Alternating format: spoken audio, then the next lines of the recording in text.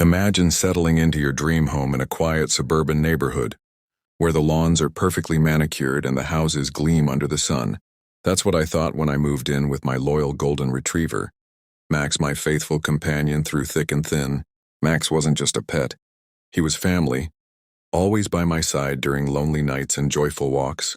The HOA seemed harmless at first, just a group of nosy neighbors enforcing silly rules about grass height and mailbox colors. But soon their entitlement surfaced. They complained about Max's playful barks echoing in the evenings, claiming he disturbed the peace. I brushed it off, thinking it was minor. Then came the first warning letter, nitpicking his breed as aggressive despite his gentle nature. Fines started piling up, each one steeper than the last, draining my savings and fueling my frustration. I felt the anger bubbling up, determined not to let them win. But as I read the latest notice demanding Max's removal, my heart sank. What if they forced me to choose between my home and my best friend? Refusing to back down, I dove into the HOA bylaws, poring over dusty documents late into the night under the dim glow of my desk lamp. Max curled up at my feet, oblivious to the storm brewing. The rules were vague, twisted to suit their whims, but nothing explicitly banned dogs like him. I attended meetings, my voice steady despite the glares from the board members, especially the president, a smug man named Harold with a perpetual scowl and a taste for power. He dismissed my pleas with a wave, his entitled attitude shining through as he boasted about maintaining standards. Fines escalated to hundreds of dollars. Notices slapped on my door like scarlet letters. My neighbors whispered, some sympathetic, others siding with the HOA out of fear. Stress weighed on me, sleepless nights filled with worry for Max's future. Yet my resolve hardened. I started recording everything, building a quiet case. But when Harold announced a special vote to amend the rules just for me, panic surged. Could they really rewrite the laws to exile my dog forever? Digging deeper, I uncovered whispers of Harold's iron-fisted rule over the community. Late-night online forums revealed past victims, families fined into bankruptcy, homes foreclosed under dubious claims. Max sensed my tension, nuzzling closer as I scrolled through complaints. The HOA's entitlement knew no bounds. They pocketed fees for improvements that never materialized, leaving playgrounds overgrown and streets cracked. I requested financial records, but they stonewalled me with excuses. Frustration turned to suspicion. Something felt off about Harold's lavish lifestyle, his new car gleaming in his driveway while others struggled. I befriended a former board member, learning of shady deals and unreported funds. Emotional lows hit hard, tears over coffee, as I imagined life without Max's wagging tail. But determination sparked.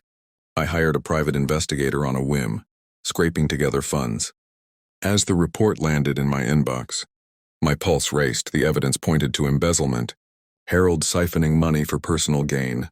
Yet, confronting him alone seemed risky. What if he turned the tables and ruined me first? Armed with the investigator's findings, I felt a surge of empowerment, my hands trembling as I printed the damning documents. Max's innocent eyes watched me pace the living room, his presence a reminder of what was at stake. The HOA's meetings grew tense. Harold's entitlement flared as he pushed for Max's ban, ignoring protests from a growing faction of supporters. I slipped anonymous tips to neighbors, watching alliances shift like shadows in the twilight. Fines kept coming, now threatening liens on my house, each letter a stab of dread. Emotional highs came in small victories, a petition gaining signatures, online buzz amplifying my story. But lows crashed in when Harold cornered me after a meeting, his voice low and menacing, hinting at consequences. Suspense built as I gathered more proof, bank statements, witness accounts. I was resourceful, turning their rules against them by demanding audits. Yet as the board voted to evict me, my world teetered. What if my evidence wasn't enough to stop them before it was too late? Heart pounding, I made the call that changed everything, dialing the police non-emergency line with shaky fingers while Max slept peacefully nearby. The operator's calm voice contrasted my inner turmoil as I detailed Harold's suspected fraud, backed by the stack of evidence on my table. Days blurred into anxious waiting, every knock at the door sending adrenaline spiking. The HOA's pressure intensified. Neighbors reported harassment, anonymous notes warning me to back off. Emotional buildup reached fever pitch, rage at their bullying, fear for my safety, but unyielding determination to protect Max. I installed cameras, documented every infraction, turning my home into a fortress of resolve. Harold strutted around the neighborhood, oblivious or arrogant, his entitled empire seemingly untouchable. Suspense thickened as whispers of an investigation spread, board members distancing themselves. Then one crisp morning, sirens wailed in the distance, blue lights flashing toward Harold's house. My breath caught. Had the police finally arrived? Or was this just the beginning of a bigger nightmare? As officers swarmed Harold's pristine lawn, the neighborhood froze in stunned silence, curtains twitching with curiosity. I watched from afar, Max by my side, his tail thumping softly against the floor. The police delved into records, their questions piercing Harold's facade of authority. Drama unfolded in waves, his initial denial crumbling under scrutiny, sweat beading on his brow as embezzlement charges surfaced. Emotional highs soared as victims came forward, sharing stories of lost savings and shattered trust. But lows lingered, guilt over upending lives, yet satisfaction in exposing the truth. The HOA's entitled core rotten to the core, with Harold at the helm, funneling funds for luxury vacations while fining others for minor offenses. Suspense gripped the community as audits revealed thousands misappropriated, board members scrambling to save face. I provided my dossier, feeling the weight lift slightly. Yet as Harold was led away in cuffs, defiance in his eyes, a chilling thought emerged. What if his connections pulled strings to bury the scandal before justice prevailed? In the end, poetic justice swept through like a cleansing storm, washing away the HOA's tyrannical grip. Harold's arrest made headlines, his entitled reign exposed as a web of greed and deceit.